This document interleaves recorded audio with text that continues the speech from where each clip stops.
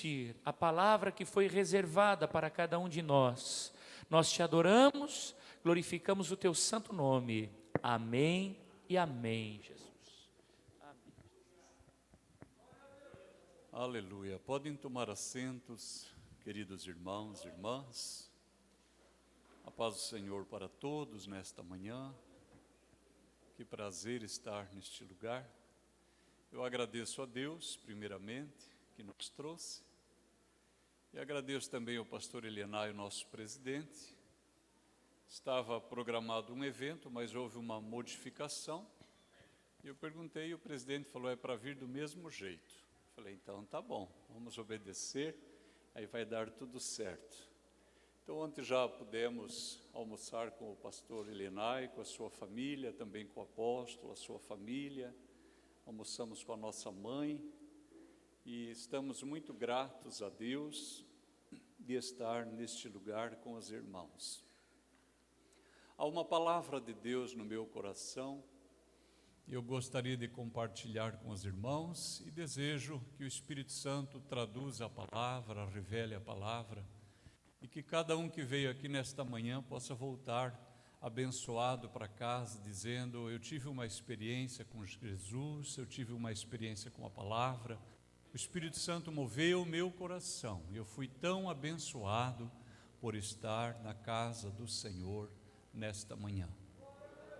Hoje, um domingo de ceia, e eu quero ministrar uma palavra que ela está situada naquela quinta-feira à noite, quando o Senhor Jesus, depois de ter celebrado a Páscoa com os discípulos, ele institui a ceia. E é sobre esta quinta-feira e alguns eventos que tiveram lugar naquela noite, que eu quero pensar com os irmãos e compartilhar esta palavra de Deus. Eu casei já um pouco maduro, e tivemos nossa primeira filha quando eu já tinha 30 anos. E agora eu já estou me aproximando daquela idade onde a gente ganha passagem de ônibus e só mostra a carteirinha, já entra, e em vez de brigar por um lugar na fila, já tem uma placa dizendo que a gente pode ir lá. Então, por causa de toda essa transição e olhando como os meus filhos ainda são jovens, todos ainda solteiros, um dia eu estava assim preocupado com eles, de fato, sabe, assim, vários dias pensativo, que ainda nenhum deles é casado, e pensando no futuro deles, o que será da vida deles, o que é que Deus tem preparado para eles. E numa daquelas refeições em família, estava eu, a Oriana e as crianças sentados, e eu olhando para eles, o Espírito Santo falou ao meu coração, eles vão ficar bem.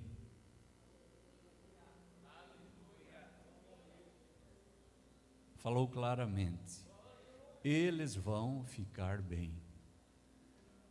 O que o Senhor estava dizendo, não tenha medo, não se preocupe, eu tenho cuidado de vocês até agora, eu cuidarei ainda. Nesta manhã, o Senhor dirá a muitos corações, não tenha medo. Não tenha medo.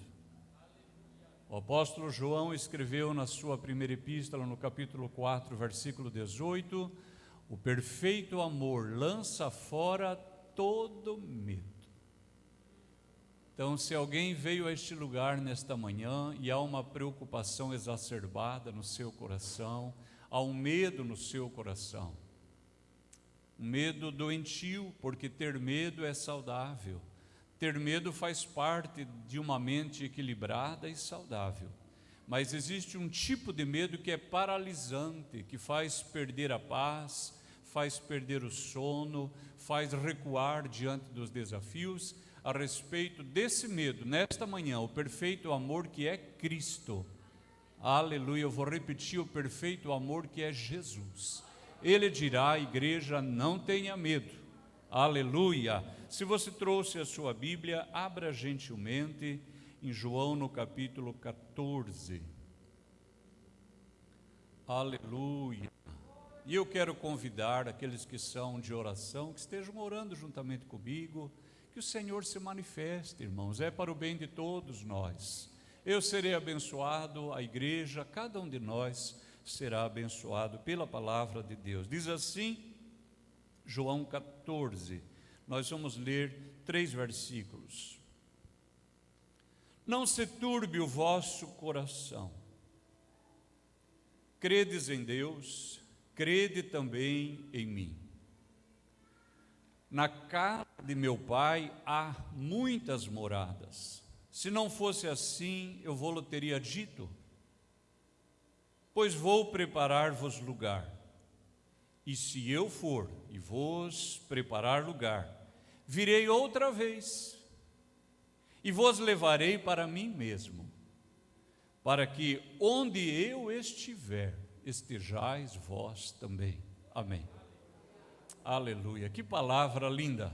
Queridos irmãos, havia 3 anos e meio que o Senhor caminhava com os discípulos, haviam feito refeições juntos, eles tinham visto o Senhor curando o cego, ressuscitando o morto, transformando água em vinho, multiplicando o pão e o peixe, curando as enfermidades, falando a respeito do reino de Deus. E mais que isso, agora o Senhor da igreja estava deixando claras todas aquelas doutrinas que nos últimos 3 anos e meio ele havia falado veladamente. E como não era tempo ainda de compreenderem, os discípulos as ouviam, mas não as apreendiam, não as percebiam na sua integralidade, na sua profundidade. Contudo, aquela última semana tinha sido muito tensa. O Senhor tinha participado daquela refeição na casa de Maria, Marta e Lázaro em Betânia, e então, no domingo de Ramos, ele entra em Jerusalém, a cidade está em festa. As crianças, as pessoas gritam, bendito aquele que vem em nome do Senhor, e lançam ramos e as suas vestes, e as crianças gritam hosanas, e os adultos repetem hosanas, que significa nos salve, nos salve. Oh, aleluia! Nesse domingo a igreja possa dizer nos salve, hosanas, aleluia, hosanas, nos salve. E agora é a derradeira semana, e entre aqueles ir e vir, o Senhor Jesus diz, e eu quando for levantado da terra, todos atrairei a mim. E dizia isso significando de que morte havia de morrer. E agora eles compreendem que o Senhor da igreja será crucificado. Isso é algo terrível, porque a lei de Moisés já antecipava: maldito todo aquele que for pendurado no madeiro. Aquilo era um desprezo, era uma afronta, era uma ignomínia, era a derrocada moral, política. Parecia que as esperanças também agora se perdiam, a tal ponto de as pessoas dizerem: nós temos ouvido na lei que o Cristo permanece para sempre, e como dizes tu, convém que o Filho do Homem seja levantado. Quem é este Filho do Homem? Eles não sabiam quem era este Cristo, quem era este Filho do Homem, porque Jesus adotara essa nomenclatura a respeito de si mesmo. Porque eles liam as Escrituras, mas não tinham a revelação delas.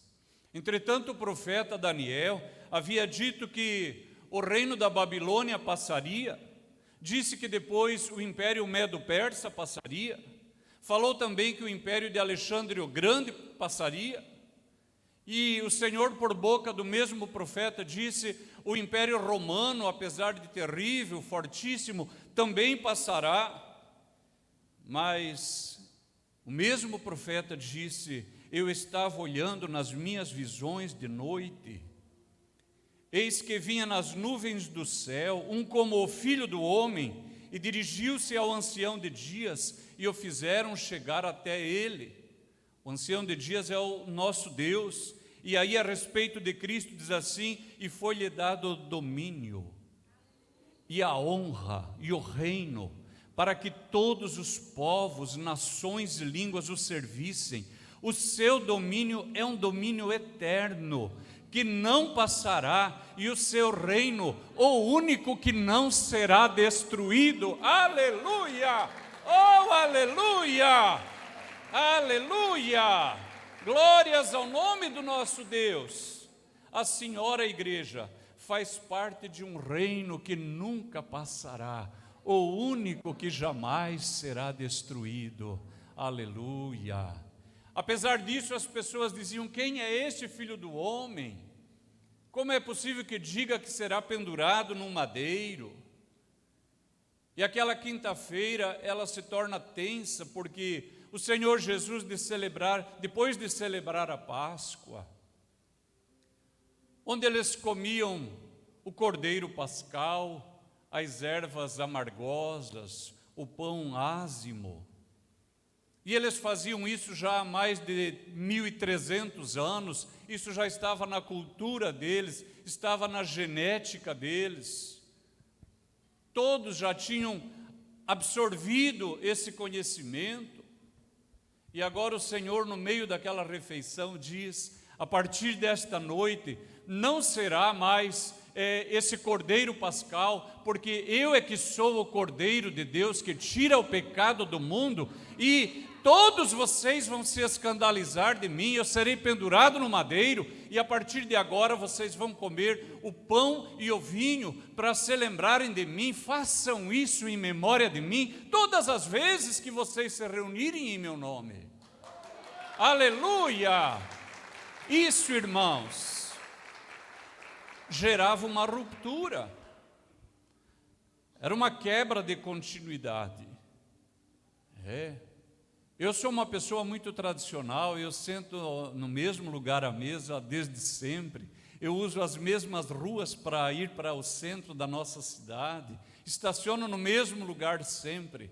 Então, eu crio hábitos regulares muito facilmente, e eu sei que isso não é bom, porque a gente acaba limitando a visão periférica, mas faz parte do meu modo de ser. E agora imagine uma cultura religiosa, que é o fundamento de uma pessoa, do seu ser, há vários séculos, mais de milênios sendo praticada, e o Senhor vem e opera uma quebra de continuidade. Além disso, depois de cear o Senhor Jesus, ele amarra uma toalha na sua cintura, e inclinando-se ele lava os pés dos apóstolos, e muita gente acha que Jesus estava dando uma aula de humildade, e é um equívoco pensar dessa maneira, porque de fato o Senhor estava dando uma aula de autoridade, porque o Senhor sabia que era o momento de agora confiar a igreja ao cuidado dos apóstolos, e só pode ter autoridade quem reconhece a autoridade. E o Senhor Jesus estava agora passando a mão na contramão do pelo, estava arrepiando o pelo dos apóstolos, e todos eles aceitam gentilmente que o Senhor da igreja lavasse os seus pés. Mas quando chega em Pedro, o Senhor Jesus encontra um Pedro com um coração rebelde, e Pedro diz: o Senhor não me lavará os pés. Ele não aceita aquilo. Notem que os demais já haviam aceitado e Pedro não aceita. E o Senhor diz assim: se eu não te lavar os pés, não tens parte comigo. Isso parece uma aula de humildade? Isso aqui é uma aula de autoridade. E aí Pedro, em vez de sujeitar-se agora à voz do Senhor, ele diz: não somente os pés, mas lava-me também as mãos e a cabeça. Notem que ele não se sujeita. E o Senhor diz: não, quem já está lavado não precisa lavar mais do que os pés, e vocês já estão limpos, mas não todos. E aí Jesus lava os pés de Pedro. Entretanto, ao longo desta mesma ceia, o Senhor diz: para onde eu vou, vocês não podem me seguir. Olhe que Jesus acabara de dar uma lição de autoridade em Pedro, e agora Jesus diz: para onde eu vou, vocês não podem me seguir. E Pedro diz: eu te seguirei até a morte. Notaram que havia um espírito polêmico, violento dentro dele, e o Senhor estava dizendo: reconheça a minha autoridade, Pedro. E Pedro insiste. Irmãos, quando a gente resiste para aprender do modo fácil, do modo bom, do modo pastoral, nós aprendemos do modo difícil. E aí Jesus diz: você vai me seguir? Então tá bom. Essa noite, antes que o galo cante, você vai me negar 3 vezes. Então Pedro, ele vai aprender do modo difícil. Ele vai aprender do modo vergonhoso, do modo que gera uma quebra de estrutura, um quebrantamento, uma humilhação. Mas, irmãos, graças a Deus que Cristo não desistiu de Pedro. E eu sempre oro: não desiste de mim. E quem sabe aqui nesta manhã mais alguém está dizendo: e não desiste de mim também. Porque esse Pedro, que era um Pedro complicado, depois houve uma total transformação, uma mudança de caráter, uma mudança de espírito. E quando chegou o dia de ele, Pedro, ser crucificado, ele disse: crucifiquem-me de ponta cabeça, eu não sou digno de morrer igual o meu Senhor. Aleluia, aleluia, glórias a Deus, aleluia. Era uma quinta-feira difícil. Durante aquela ceia, o Senhor disse: um de vós há de me trair. Então note, irmãos, que era uma ceia, além de ser a derradeira, uma despedida. Agora as cartas estavam todas na mesa, estavam todos compreendendo o que ia acontecer. E conforme a revelação se acentuava, o rosto daqueles homens foi mostrando preocupação, tensão, ansiedade, medo, porque o coração deles estava estampado no seu rosto. E então Jesus diz: não se turbe o vosso coração, não tenham medo, não se turbe. O Senhor Jesus havia ensinado a Pedro e aos apóstolos: para vocês terem parte comigo, vocês precisam reconhecer a minha autoridade e aceitar a minha palavra como verdadeira, como perfeita, e diante disso vocês não precisam ter medo. Olhando para mim nesta manhã, há pessoas com medo, pessoas que precisam fazer uma cirurgia, pessoas que precisam fazer uma viagem, há um negócio importante para ser realizado. E o Senhor, nesta manhã, Ele lançará fora todo medo. Reiteradas vezes nós vemos Deus se aproximando das pessoas e dizendo: não tenham medo, não tenham medo. Eu creio que o Espírito Santo vai sussurrar a muitos corações aqui: não tenham medo, eu vou caminhar com vocês. Há um episódio nas Escrituras, quando Ló vai morar na região de Sodoma e Gomorra. Ele não sabia que aqueles homens eram maus e grandes pecadores diante do Senhor. Ele também não sabia que aquela região, governada por 5 reis, durante 12 anos, era tributária de 4 reis liderados por Quedorlaomer, um rei poderosíssimo. E no 13º ano, aquela região se insurge, se rebela e fala: nós não pagaremos mais tributos, nós não seremos mais dominados por nações estrangeiras. E eles acharam que deu certo, mas a Bíblia diz que no 14º ano vem Quedorlaomer com mais 3 reis, dominam aquela rebelião, levam muita gente cativa, e entre os cativos levam Ló, a sua casa, seus bens e as suas famílias. E quando Abraão soube isso, Abraão age por impulso. Ele não considera que aqueles 4 reis, para dominarem 5, deveriam ser muito poderosos. Ele nem exército tinha. E ele reúne 318 homens da sua casa e sai ao encalço de Ló. E liberta Ló, liberta sua família, traz todos para a sua casa. Mas quando ele chega dentro da sua casa, eu creio que o coração dele ficou pesado. Ele pensou, o que eu fui fazer? E se agora Quedorlaomer resolver retalhar a minha casa? E se ele vier contra a minha família? E se aqueles 4 reis derem contra a minha fazenda? E ele começou a se preocupar, o seu coração ficou pesado.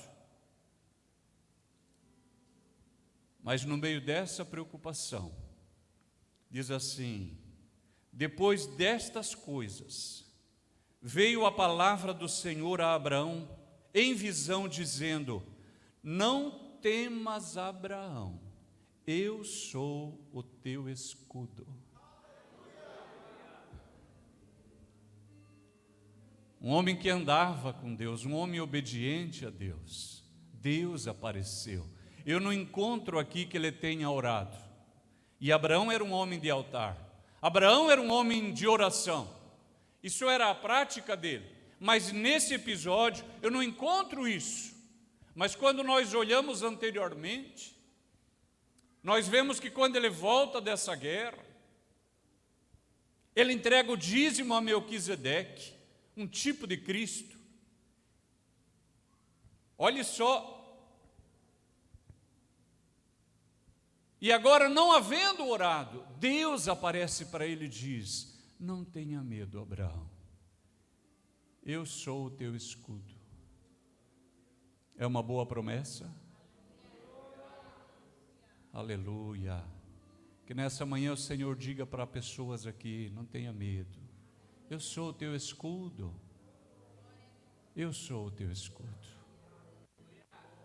Uma outra experiência onde nós vemos isso, quando Jacó havia se apoderado com astúcia da herança que era dele, porque ele tinha negociado.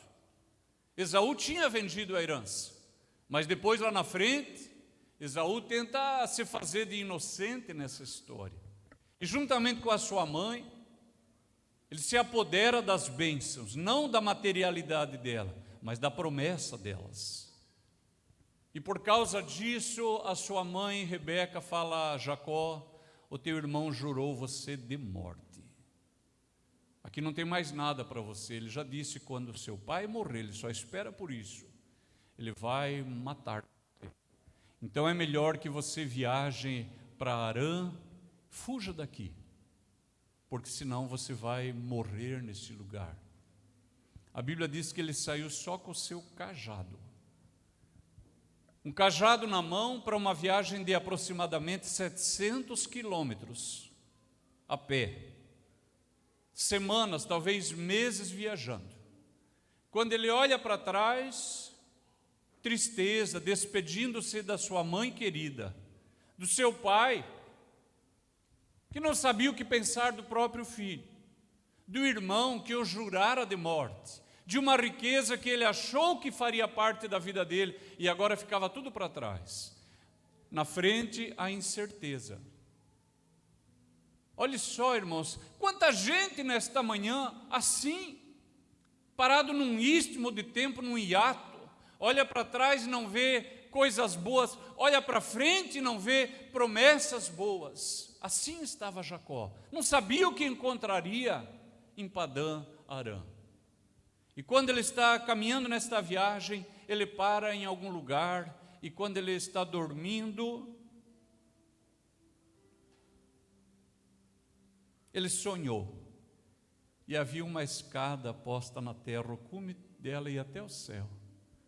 Os anjos de Deus subiam e desciam, subiam e desciam. Aleluia! E diz que o Senhor estava em cima dela. E o Senhor disse: eu sou o Senhor, o Deus de Abraão, teu pai, o Deus de Isaque. Esta terra em que estás deitado, darei a ti a tua semente. A tua semente será como o pó da terra. E acrescenta no versículo 15: eis que estou contigo, te guardarei por onde quer que fores, eu te farei tornar a esta terra, porque te não deixarei, até que te haja feito o que te tenho dito. Olha que lindeza! Eu vou guardar você. A verdade é que eu não vou deixar você, porque eu caminharei contigo, até que eu cumpra na tua vida todas as minhas promessas. Quem caminha com o guia não precisa de mapa. O Senhor disse: eu vou contigo para garantir que todas as minhas promessas alcancem a tua vida e se cumpram nela. O Senhor cuida dela, o Senhor cuida da sua promessa, o Senhor vela por ela. E o Senhor é fiel. Deus é o Deus fiel. Aleluia. Os anos se passaram, irmãos. Muitos anos se passaram. Agora Jacó está velho, já passaram 90 anos. Jacó tem 130 anos, cheio de filhos, de netos. O seu filho José é o governador de toda a terra do Egito. Todas as bênçãos de Deus, elas se cumpriram, e acredite, igreja, elas se cumprem.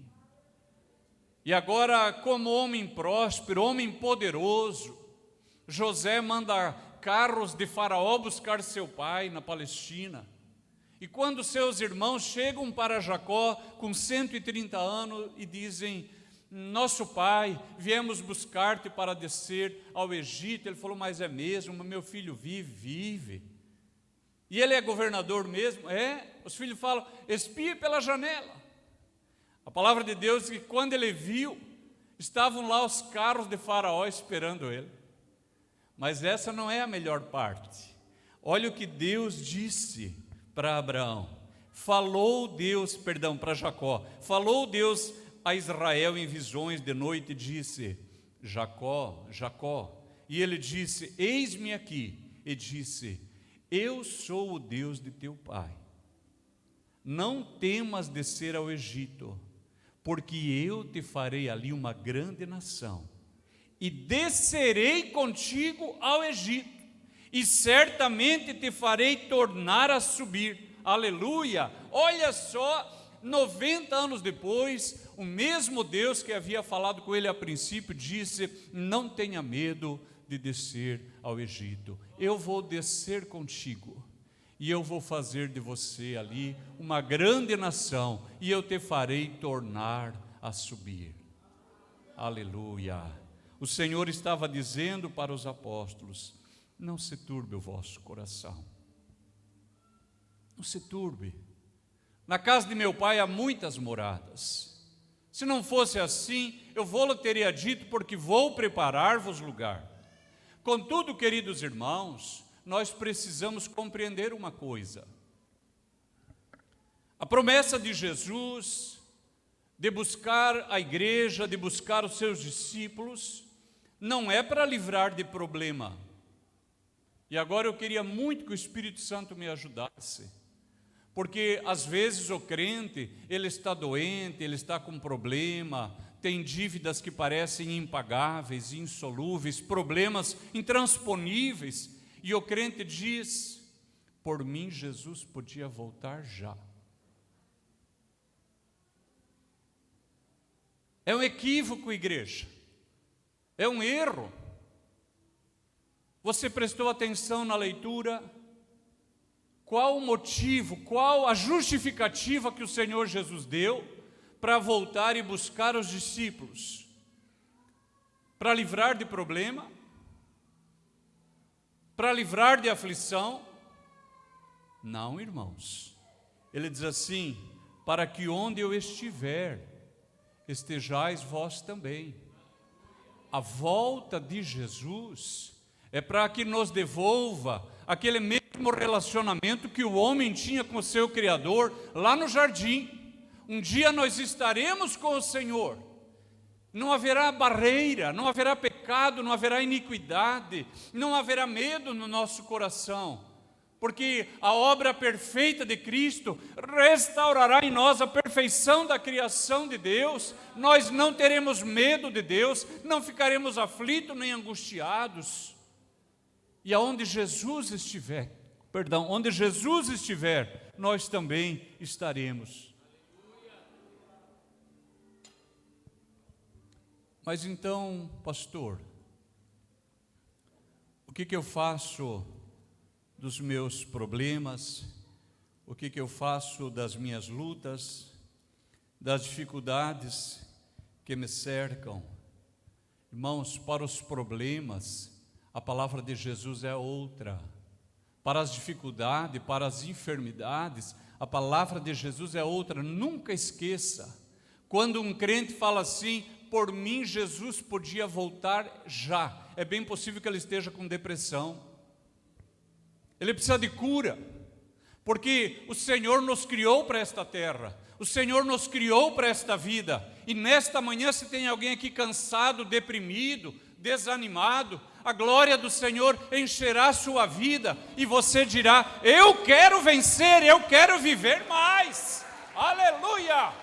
Eu quero viver mais, eu quero conquistar aquela terra que o Senhor me falou, eu quero conquistar aquelas bênçãos, quero ver meus filhos abençoados, a minha casa construída, minha empresa caminhando, a igreja lotada, a glória de Deus neste lugar. Eu quero viver mais, aleluia, eu quero, aleluia. Nós precisamos entender isso. Porque às vezes o crente diz: por mim Jesus podia voltar agora. E alguém olha e fala: que espiritual. Não é espiritual, ele está doente. Ele precisa de uma libertação, precisa de uma cura. Agora, o que fazer dos problemas? E aqui eu concluo. Disse Jesus: estes sinais seguirão os que crerem. Em meu nome expulsarão demônios, falarão novas línguas, pegarão nas serpentes, se beberem alguma coisa mortífera, não lhes fará dano algum, imporão as mãos sobre os enfermos e os curarão. Aleluia! Oh, aleluia! Aleluia! Note, igreja amada, e eu falo com respeito, eu amo a senhora igreja, mas nós precisamos compreender isso. Quem sabe você esteja precisando de uma cura, de um milagre, de uma libertação, porque Jesus disse: no mundo tereis aflição, mas eu vou vir buscar vocês. Ele não falou isso. Ele disse: no mundo tereis aflição, mas eu venci o mundo. Aleluia, aleluia. Então a palavra de Deus nesta manhã: não tenha medo. Não tenha medo. Não tenha medo. Aleluia. Os discípulos estavam turbados porque entenderam que agora não teriam a presença contínua de Jesus. Essa união perfeita com Jesus. E é para essa união perfeita que um dia Jesus virá nos buscar. E Ele virá. E quando você for arrebatado e chegar ao céu, me procure, eu vou estar lá. Aleluia, eu vou estar lá. Com a graça de Deus ajudarei outras pessoas a chegarem. Mas nesta manhã a palavra de Deus é: não tenha medo. Não tenha medo. Não se turbe o seu coração. Aleluia, o Senhor estará curando enfermidades.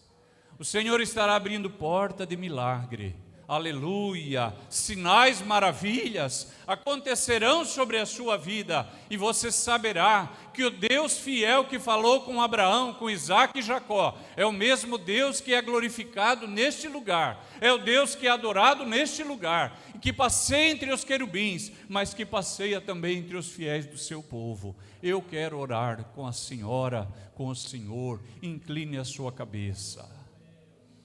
Aleluia. Aleluia. Você vai falar para Jesus o seu medo, sua preocupação, medo de ir ao dentista, medo de ir ao médico, medo de ir ao banco resolver aquele assunto, medo de fazer aquela viagem, medo de resolver aquele problema na sua casa. Não tenha medo. Ó Deus querido, Deus maravilhoso, Nós adoramos o teu nome, nós te louvamos, te engrandecemos, já cantamos canções neste lugar. A nossa vida toda está curvada na tua presença. Ó Deus, esta igreja se curva diante da beleza da tua glória. E agora, Senhor, tu que passeias entre os castiçais de ouro, passeia neste lugar, tocando corações, tocando vidas, tirando a enfermidade, desfazendo a dor, ó Deus, toda doença, ó Deus, toda obra maligna, Pai, todo espírito de feitiçaria contra o crente, cai por terra em nome de Jesus. Todo mal, todo medo, toda ansiedade, toda angústia, toda tristeza profunda, ó Senhor, nesta manhã, aleluia, aleluia, assim como o Senhor disse para Abraão, diga para o meu irmão, não tenha medo, eu sou o teu escudo.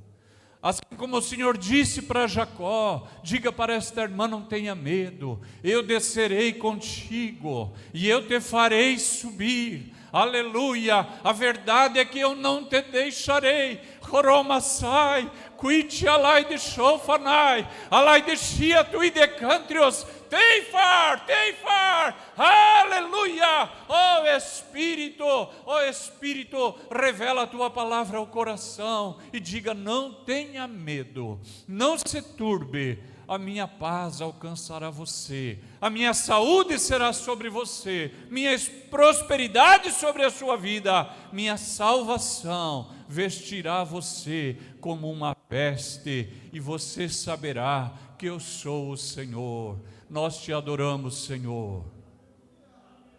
Agradecemos pela tua palavra e te louvamos por tudo em nome de Cristo Jesus. Amém e amém. Graças a Deus. Deus te abençoe, igreja linda. Fique na paz do Senhor Jesus.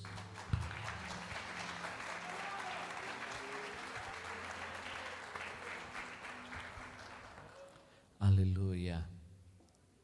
Cumprimento a amada igreja com a paz do Senhor Jesus. Neste momento nós vamos celebrar a ceia do Senhor. E eu gostaria de convidar o Ministério de Louvor a estar a postos, Ministério da Ceia também.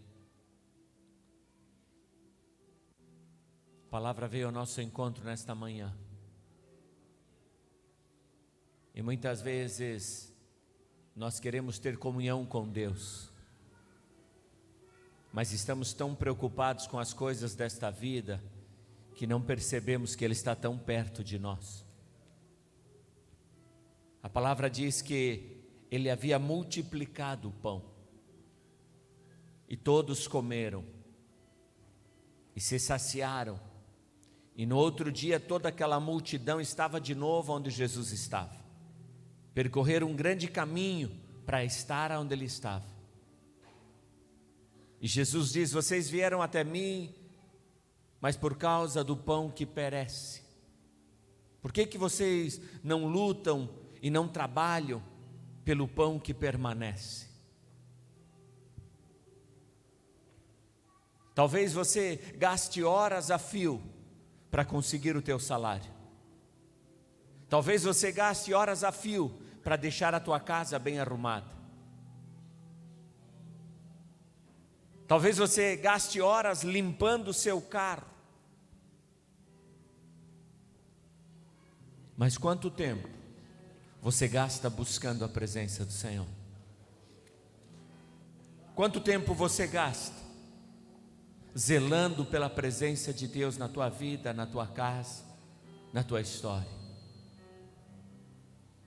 Hoje você está zelando pelo pão que permanece. E o nosso grande medo é fracassarmos, sabe? Soar a última trombeta e descobrir que não alcançou a salvação.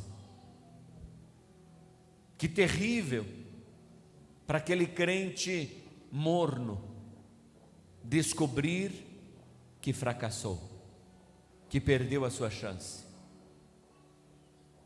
Mas deixa eu te dizer uma coisa: todo pecado é perdoado pelo sangue de Jesus, se você tiver fé. Mas ele é condicional. Diga comigo: o sangue de Jesus, é condicional. Existe uma condição para que o sangue de Jesus te purifique de todo pecado. Em primeiro lugar, você tem que ter fé. Mas João 1:7 declara: se no entanto andarmos na luz, como Ele está na luz, temos plena comunhão. Diga comigo: plena comunhão uns com os outros. E o sangue de Jesus, seu Filho, nos purifica de todo pecado. Ou seja, o sangue de Jesus me purifica se eu tenho plena comunhão com o meu irmão. Eu não estou falando de você ter plena comunhão comigo. Você não anda comigo?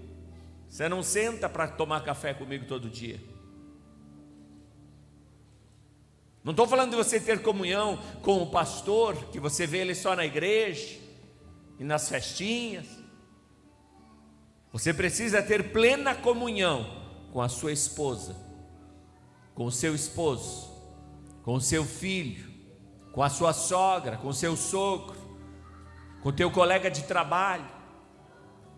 Do que depender de vós, do que depende de você, tende paz com todos. Nós queremos ter comunhão com aquele que está longe, não é? Não, é com o próximo. E aí o sangue de Jesus me purifica de todo pecado. Incline um instante a tua cabeça. E se porventura você tem algo contra alguém, ou porventura alguém te ofendeu, se porventura alguém te machucou, é o momento de você começar a abençoar a vida desta pessoa. Amado Deus e Pai, chegamos em Tua presença neste momento, aonde queremos que o Teu sangue nos purifique de todo o pecado. E por isso, Senhor, liberamos perdão sobre aqueles que nos ofenderam. Liberamos perdão sobre aqueles que nos maltrataram, que agiram mal conosco. Liberamos perdão, Senhor, sobre aquela língua mentirosa que se levantou contra a nossa vida. Liberamos perdão, Senhor, sobre nosso ente querido, sobre o nosso familiar que agiu mal.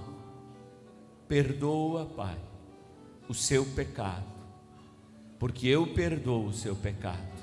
Eu perdoo a sua transgressão, Pai. E eu peço que da mesma maneira que eu estou liberando perdão para o meu irmão, para a minha irmã, que o Senhor me purifique dos meus pecados, que o Senhor me purifique das minhas transgressões, que o Senhor me purifique dos meus pecados, que o Senhor me purifique de toda lascívia, de toda impureza, de tudo aquilo que não te louva e não te adora. Olha para cada um dos teus filhos que se rendem a ti nesta manhã, buscando a tua face para serem purificados e santificados. Eu te peço, Pai, em nome de Jesus, purifica-nos pelo teu sangue, em o nome de Jesus. Aleluia. Fique de pé, amada igreja. Jesus se volta para aquela multidão e ele diz: eu sou o pão da vida. Vossos pais comeram o maná no deserto e estão mortos. Este é o pão que desce do céu, para que todo aquele que dele comer não morra. Eu sou o pão vivo que desceu do céu. Se alguém comer deste pão, viverá eternamente. E o pão que deverei dar pela vida do mundo é a minha carne. Então Jesus os advertiu: em verdade vos afirmo, se não comerdes a carne do Filho do Homem e não beberdes do seu sangue, não tereis vida dentro de vós. Todo aquele que come a minha carne e bebe o meu sangue tem vida eterna, e eu o ressuscitarei no último dia. Pois a minha carne verdadeiramente é comida, e o meu sangue verdadeiramente é bebida. Aquele que come a minha carne e bebe meu sangue, permanece em mim, e eu nele. Aleluia! Você vai comer do pão, você vai beber do sangue, e deixa eu te dizer, amado, o Emanuel vai se manifestar em você, e vai te dar graça para viver em santidade, vai te dar graça para romper com o pecado, vai te dar graça para deixar para trás o pecado, para deixar para trás as frustrações e seguir para o alvo que é Cristo, seguir para o alvo que é Cristo. Aleluia! Você vai receber o pão, segura na sua mão, vai receber o cálice, segura em sua mão, e já em seguida nós juntos estaremos orando e apresentando ao Senhor as nossas vidas. Enquanto o ministério adora ao Senhor, você recebe o cálice. Me tomastes entre os braços e me deste salvação.